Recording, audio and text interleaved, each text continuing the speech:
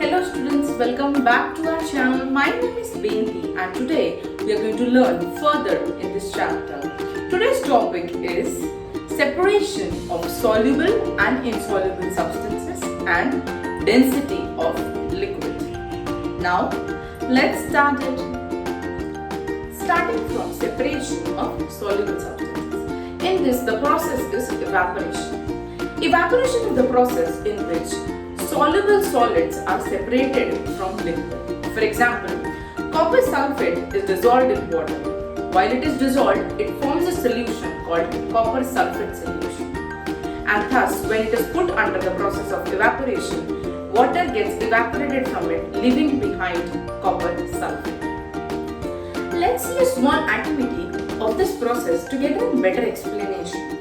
Step number 1. The solution is placed in the evaporating basin and heated on a Bunsen burner.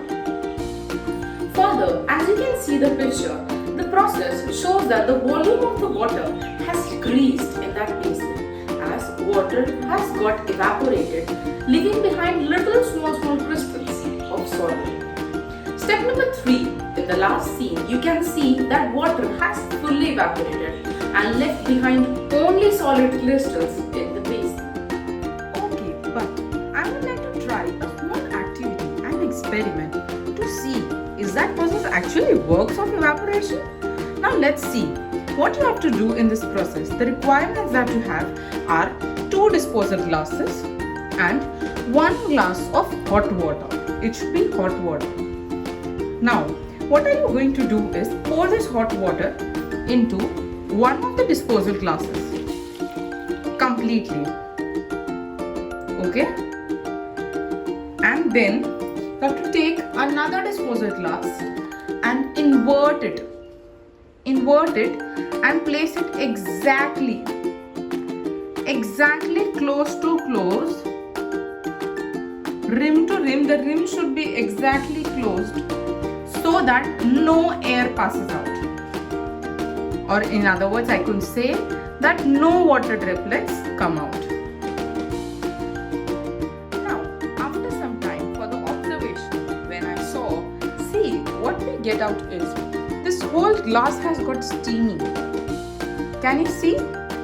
The transparency has gone. These are all the water droplets, the hot air, the steam. If I touch from inside, see, this was all the water droplets stuck inside. Thus, it proves that the process of evaporation has taken place. Okay, so next comes the separation of insoluble substances. The first process in this part is filtration. Filtration is the process of separation of insoluble solid from water or liquid. For example, sand and water dissolved. What are the outcomes? When they are filtered, sand stays in the filter paper, becoming the residue, and water gets filtrated and is called the filtrate. And the small process is shown next. There are 2 beakers, one containing the mixture of insoluble solid and liquid, and the second one on its top having a filter stand containing filter paper. Now, step number 2, it is they are going to pour the beaker containing the mixture through the filtrate beaker. As they pour, what is the observation that they get? Number 3, the observation that they get are liquid particles are so small that they are able to pass through the filter paper. But as the solid particles are bigger, they are not able to pass through that and are left behind as residue. Next comes the second process, and the process is sedimentation. Sedimentation is the process of setting down of heavier insoluble particles or solids from a mixture of insoluble solid and liquid. For example, mud settling from a muddy water. The last process that comes under the heading of separation of soluble substances is decantation. It is the process of pouring out of clean, clear liquid into another container to separate 2 immiscible liquids. For example, oil to be separated out from water as they have been kept together after they create a separate distinct layers. The last topic of this chapter is density of liquid.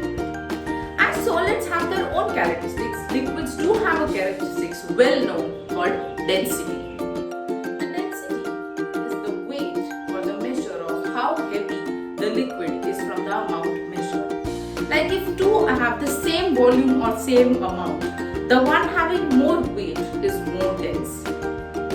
An important note that when a liquid is less dense than water and is poured on the surface of water, it will float on the surface of water. But on the other side, when it is heavier or is more dense than water, it will sink on the surface of water. To see the density of liquid, I am trying a small activity that even you can try at your home with a normal home basic tools. Now let's see what the activity is. You need to take a small glass and you have to pour that water into it. Let me say a little bit of water. This much. And at home I only had a cough syrup, okay, that is little bit dense, okay, more dense than water. And as we study that more dense will sink. So let's see if this actually takes place. I'll pour this cough syrup into this.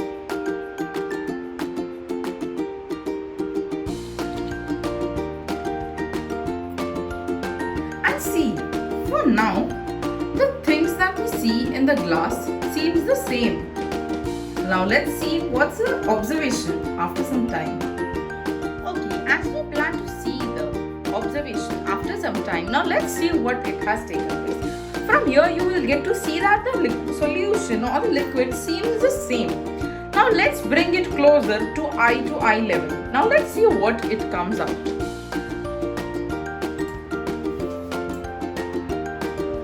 Okay, great. You can see two different layers. Yes, from this process we can do even sedimentation and decantation. Can you see? And the observation that we wanted to find out is density of water or liquid. And see, as we saw that cough syrup is heavier or denser, it will stay down and water comes up. Can you see the difference in the two miscible liquids? Okay, this was a small activity from this chapter to make it a little more interesting. And that's all for now, students. Meet you next time with something more new and more happening and interesting. Till then, don't forget to share this video with your friends as much as you can and help them for understanding this lesson more quickly and with better understanding. Till then, don't forget to subscribe this channel. Bye.